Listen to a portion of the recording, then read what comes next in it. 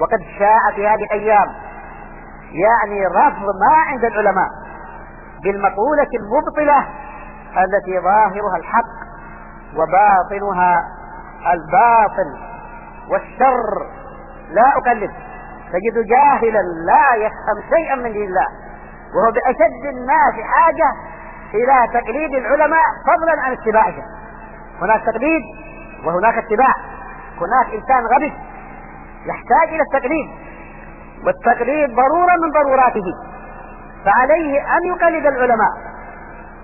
وطالب علم يستطيع أن يدرك بواسطة الدليل أن هذا العالم على صواب، فيتبع العالم صاحب الدليل، وهذه درجة فوق التقليد ودون درجة المجتهد. فالذي يقول لا أقلد هل يريد بنفسه؟ وقد يكون عاميا جاهلا، وقد يكون فاجرا خبيثا، يريد الطعن في العلماء والتمشير عنهم بمثل هذه الأساليب الماكرة. فليحذر الشباب أن يقع في شبكة هؤلاء السفهاء الذين يطعنوا في العلماء طعونا مغلفة. أنا لا أقلد فلان. يا أخي ما نأمرك بالتقليد لا كنت طالب علم، لكن إذا كان عالم هذا تقول الذي لا أقلده عنده حق. هل يجوز أن ترجم الحق الذي عنده بهذا الهلوسة التي تسميها تقليدا وتريد بها باطلا؟ أنا أحذر الشباب من هذا الأسلوب الخسيس. كثر وشاع في أشباه العوام، وأحط من العوام أخلاقا ودينا وخلقا. تفشى هذا الداء في نفوس كثير من الناس بعد تشريع. لا أقلد فترى في الانترنت وترى في الساعات وترى في الأماكن لا أقلده. هو جاهل حتى يمكن التقليد لا يحسنه، فضلا عن الاتباع فضلا عن الاجتهاد.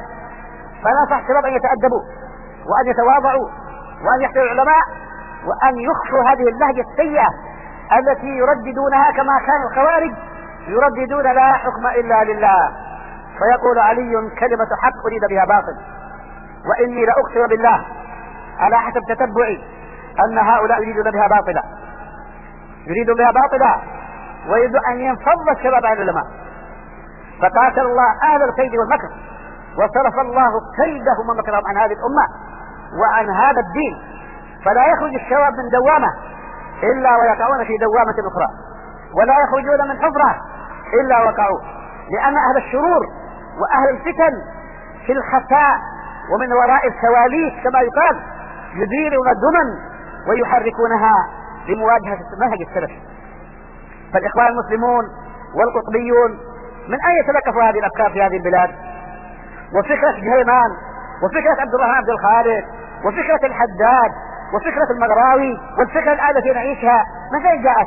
كلها ذيول للفتن الإخوان المسلمين من فتن جهيمان إلى الآن، كلها ذيول لفتنة الإخوان المسلمين الذين محورهم الأساسي إسقاط العلماء، ولكن يتخذ لبوسا شتى وأشكالا شتى، وتأخذ باسم الإخوان وتأخذ باسم كذا وتأخذ باسم التصوف وتأخذ باسم السلفية. وأخطرها هذا اللباس لباس السلفية.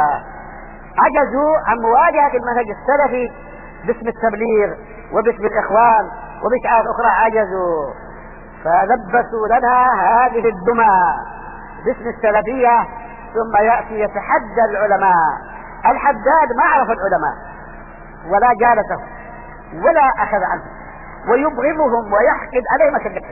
عبد الرحمن عبد الخالق قال إن علمهم قشور، وقال إنهم صابون محلب، وقال إن عقيدتهم تقليدية سلفية تقليدية لا تساوي شيئا. وتأتي عبارات القوم لا بهذه المواجهة ولكنها بأساليب شتى وتحت ألبسة شتى، والمكيدة هي المكيدة نفسها يديرها من يديرها، لا جهة واحدة التي تديرها، جهة خفية تحارب المنهج السلفي. ولهذا ترى فوجا بعد فوج، وكلما انقطع قرن من قرون الشيطان خلقه قرن آخر، وكلها ترجع إلى ثور خبيث. فنسأل الله العافية. أنصح الشباب أن يحترموا العلماء الموجودين. لا يقول إن الألباني وابن باز من أثنين ذهبوا. العلماء الموجودين كبار العلماء الشيخ العباد وإخواننا العلماء يجب أن يحترموهم جميعا وأن يوقروهم وأن يعرفوا لهم قدرهم. بارك الله في الشباب، ووالله لا ينجحون إلا إذا ساروا وراء العلماء. لن ينجحوا في هذه الحياة، ولن ينجحوا في تربية، ولن ينجحوا في توجيه إذا كانوا يحملون مثل هذه الروح الشيطانية التي يحملها بعض الأفراد. نسأل الله أن يستأصل شأفة شفتهم أو يهديهم ويأخذ بنواصيهم إلى الحق والصواب. لقد امتلأت المواقع في هذه اللهجات السيئة، ولقد سمعنا من يقول في هذه المواقع إلى الجحيم خالدا فيها مخلدا أبدا، ومن يقول الجامية، ومن يقول المدخلية، ومن يقول الحدادية.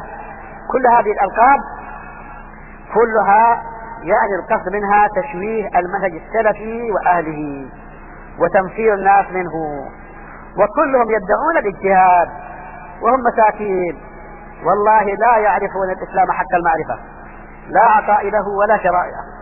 والإنسان يأخذ بطرف من العلم ولا يعرف أساسياته ويطلع منتفخا كالهر يحكي صولة الأسد.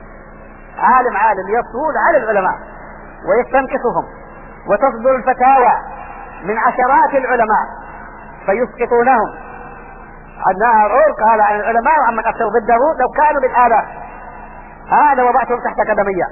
وشعب الله المختار الذي خرج من دبر آدم قال هذا بعد أن صدر فيه فتاوى، والمغراوي صدر فيه فتاوى فأهان المفتين، فصاروا أسوأ من الإخوان المسلمين وهم يتدثرون لباس السلفية. هؤلاء أشد. عبد الخالق سمعتم ما قال، والحداد كان يطعن طعنا شديدا في العلماء ويتسلق ويتستر بالطعن في الحجر، والنووي وأمثالهم ليصل إلى غايته وهو إسقاط العلماء الموجودين. فالمسألة كلها مكايد سياسية من هؤلاء اللي يقول نحن نعرف خطط الأعداء ونحبط خططهم، وهم يعرفون خطط الأعداء فيقلبونها على المسلمين.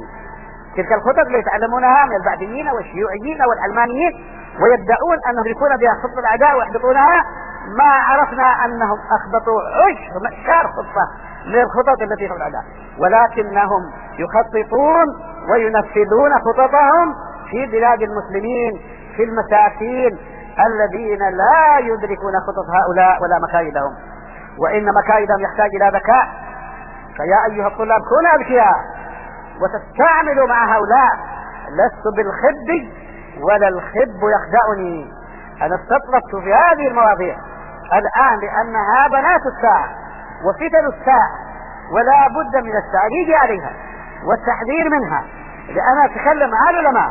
فنريد من الشباب أن يعيدوا للعلماء مكانتهم واعتبارهم الذي سعى لإخوان المسلمين وفصائلهم وديونهم إلى تنسيتهم عن المكانة التي أحلهم الله فيها وأحلهم فيها رسوله صلى الله عليه وسلم، وأحلهم المنهج الإسلامي وأهل السنة الصحيحة الذين يعترفون لهم بهذا الفضل ويلتفون حولهم ويدعمونهم في الشدائد والأهوال، وأولئك يخذلونهم عند كل شدة وعند كل فتنة وعند كل محنة.